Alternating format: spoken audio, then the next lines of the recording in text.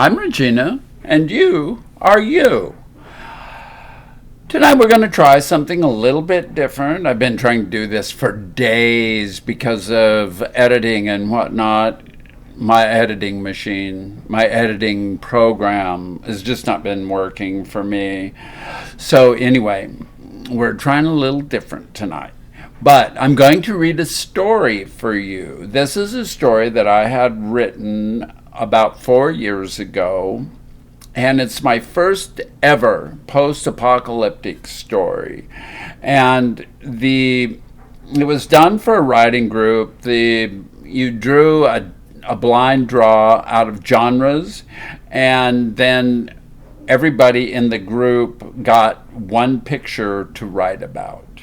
And this one happened to be children on a sled or toboggan, whatever it was, and I had drawn the post-apocalyptic card, and so here I was in this uncomfortable zone for me, and so I wrote this story. I did it in 2 different weeks because we did it 1 week, and 1,500 words a week was all we had to do. And so I did 1,500 words, and then we decided that we needed to pick one of our stories and go back and work on some more. And so much to everyone's surprise, I picked this one to go back and work on a little bit more, and I added another 1,000 words or something to it, and it's even darker now. And so without further ado, I would like to get into this and then leave some comments. Let's talk about it a little bit. This is not really a political deal. It was during the primaries years ago, and so there is a little bit of politics, but it's really beside the point.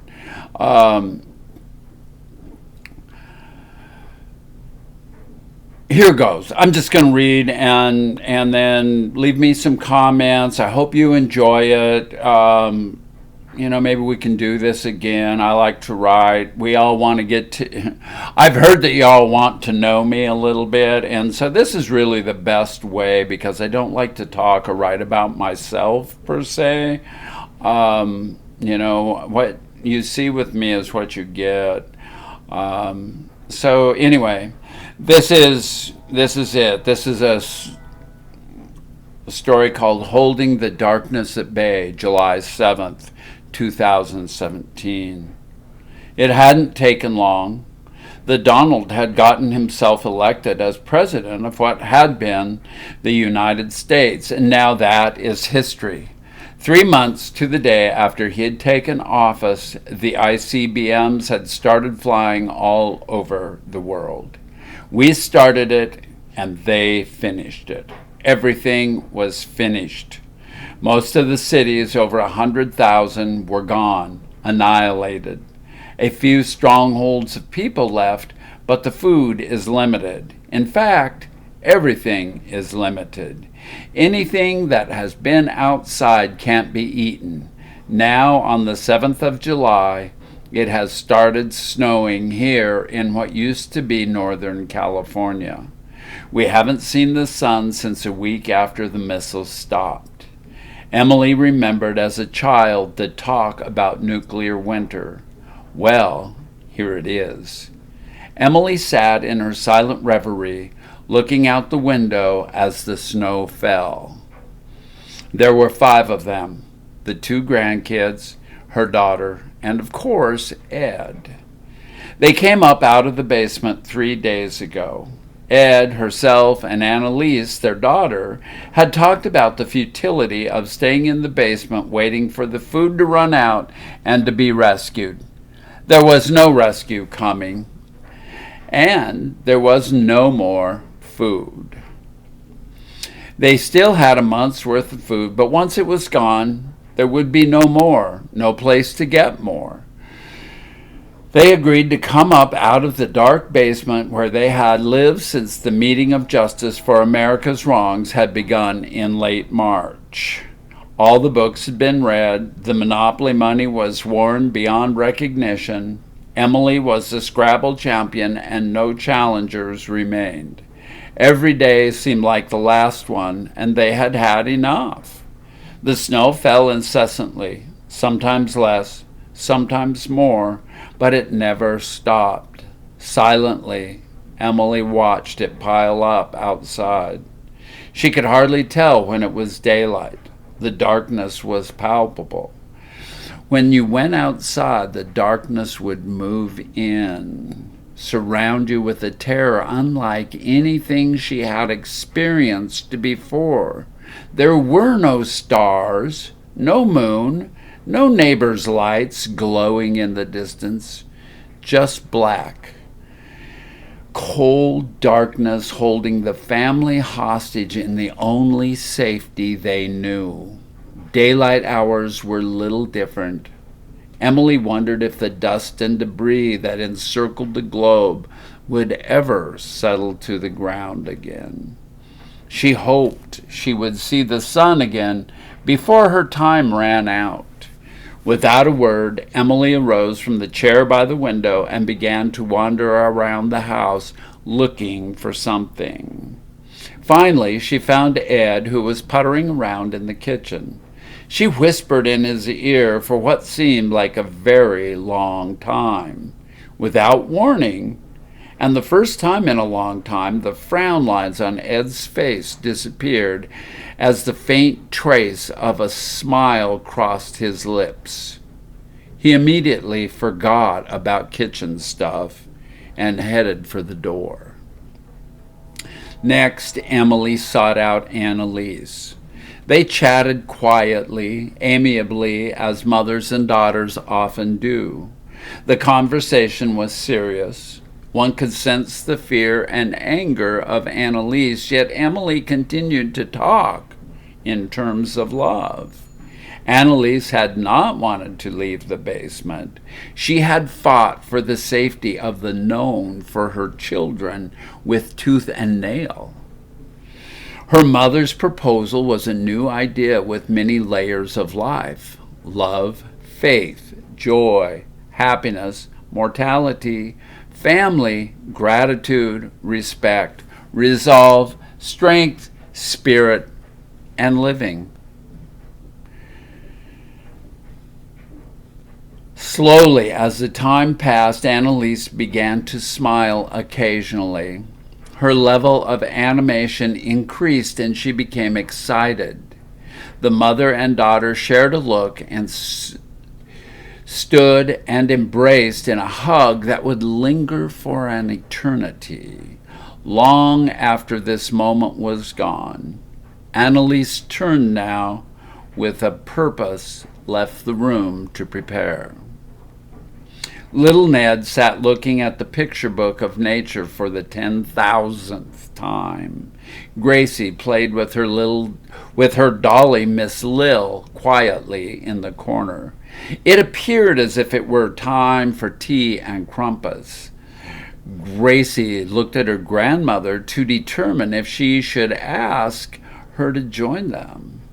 Before the tea was poured, Emily asked the children if they would like to go outside for a while. The children who had not had the opportunity to go outside, who had to endure a situation beyond their years, who endured the psychological misgivings of the adults, reacted with childlike glee. Emily fought back the tears of joy for the children's antics as they prepared to go out in the cold, dark, new world. Right here, right now, Emily decided it was time. They had to stop dying and start living. They were going outside regardless.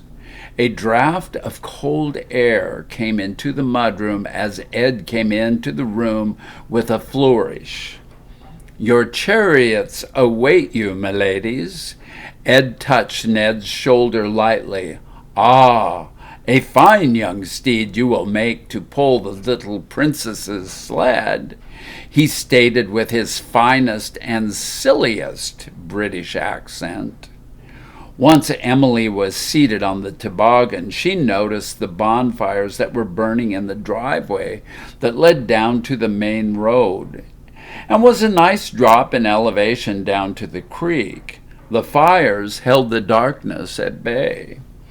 She could see the rail fence that lined the roadway. She fought back the tears.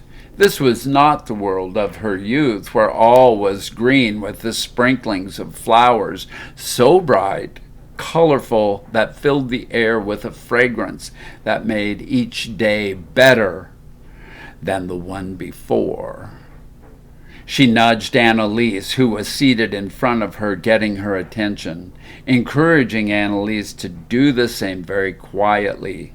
They reached over, grabbed snow to make a snowball, and unloaded them on the unsuspecting Ed, who pulled the toboggan. As any beast of burden would, he gave a lurch. Emily rolled off the back of the toboggan and began making snow angels in the new fallen snow. Immediately upon viewing her mother's antics, Annalise followed suit and began her angel. Never one to miss an opportunity of silliness, Ed joined the two women making snow angels. Ned and Gracie came running over, laughing. They plopped down into the snow with a glee that no one had seen or heard for months now, and for a moment all was forgotten but this moment of making snow angels in 2 feet of snow on the 7th of July in Northern California, 2017. It was what Emily was seeking. Life was about living, not about dying.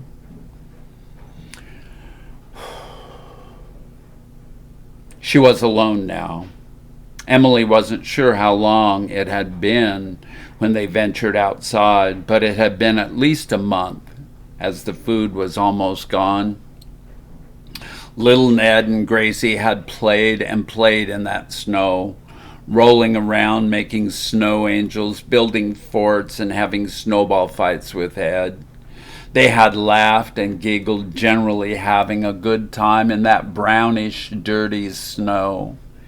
They had brought such joy to her heart and to their mother. Annalise had emerged from that dark place for a few days. Not the dark place known as the basement, but the other dark place that haunts us all deep in our genetic memory. First it had been Gracie. While Annalise had been brushing Gracie's hair, great clumps of it had come out. The next day she was sick with vomiting and diarrhea. Ned had gotten sick 2 days later. Neither child lasted long. Their little bodies were just not able to stand up to the radiation that surrounded them. She and Ed had both known what was going to happen, but they had made their choice, live for today. Still, to watch those 2 babies die such a horrendous death because of madmen had been more than poor Annalise could take. She had wandered off in the dark the next day after her last offspring had passed. Ed followed her tracks in the snow. She had made it a few miles before she sat down and froze to death. This damnable winter weather, this summer of 2017, would soon take its toll with Ed. He had expended mass amounts of energy to get Annalise home again. He would not let her sit under that tree to decompose or be drug away by some starving creature if any remained. He had come back and gotten the sled that just a few short days ago had given so much joy and hope, would now be used to bring his daughter home for the final time. It had taken hours. The cold, coupled with the lack of healthy, fresh green food, made the smallest of chores to be hard work. Emily couldn't imagine the struggles of Ed to bring his daughter home. All she knew was his determination about things when he was pushed to the edge. 43 years of marriage had shown her how headstrong and determined Ed could be. When he had arrived back to the house, and as he carried Annalise gently up the stairs to lie with her 2 children in the funerary room, she sensed the hopelessness of a man who had reached the end both physically and mentally. It had been up to Emily to collect all things burnable and put them in the living room piled loosely together so that it would burn hot enough to burn their bodies so that they would be returned to the earth. A funeral pyre. The upstairs funerary room had a window open to keep it cool. They had moved beds in for the bodies to lie comfortably. One bed was left empty when Ed fell sick. Now it was half full, as she had kept a little space for her to crawl into next to Ed. She thought back to the decision to take the children outside. Would it have made a difference to make different choices? Emily looked at this question from all angles, and all she could come with was yes and no. Yes, it would have made a difference had they not gone outside to start living again. Most likely they would be alive, looking at each other, and now would be starving to death, miserable. Outcome, the same, only prolonged. Her mind wandered through her life, looking at all the things she had done and the choices she had made. When you get right down to it, none of it makes a difference, as the bottom line is nobody gets out of this alive. Emily spent the hours reminiscing about her life and how it all seemed to point to this one moment when she would be ready. Her gratitude to Ed, Annalise, Gracie, and Ned was bountiful. The 2 pills in the folds of her skirt were now gone. She went into the kitchen. Emily had saved a quart of her home-canned peaches, which she now opened. She ate her fill of the sweet, juicy, yellow halves of goodness. The pills were now starting to make her sleepy as she took the matches and walked through the living room and up the stairs. Dying was about living after all. So that's the end. These characters have haunted me for 4 years, and now I share them with you, and hopefully it sets them free and it sets me free. This is a dark thing here, and I was very connected with these people. I'm surprised that I can read it. Of course, over the last 3 days, I have read this story many times, and the first time I'd read it here a week or so ago was the first time in a long time that I had read it, and I still cried like a baby. Anyway, I hope you enjoyed as much as you could, and leave me some comments, subscribe if you like to, or do whatever. We would love to have your subscription. Hopefully, if the comments are good, maybe we can do this again with a little more upbeat story. Anyway, love you all. Have a good day and take care. Bye-bye.